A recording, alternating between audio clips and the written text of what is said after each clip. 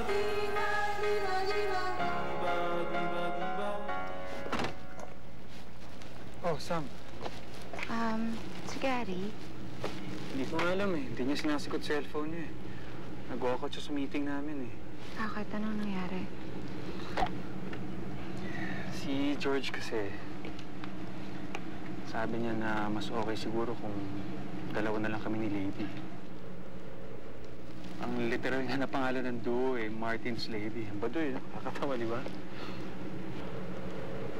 Yun naman ang gusto mo, di ba? Ang sumikat ka. Sandali lang. Magkakasama pa rin tayong lahat. Si Gary magko-compose. Ikaw kakanta sa likod. Ba, payag ka naman dun, di ba? Payag ka maging blues singer. Please. Sam, pumayag ka na. Para to sa mga pangarap natin. Alam mo,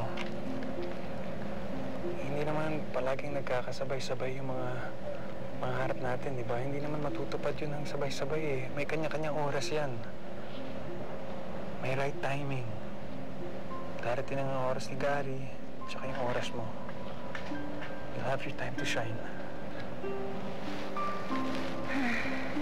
Sabagay, wala naman din akong trabaho ngayon.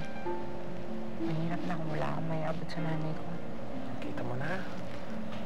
But there's a reason for everything.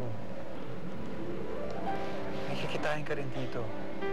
At pag sikat na kami ni Lady, magkaka-reunion tayo, yung buong banda. Tayong tatlo lang, without Lady.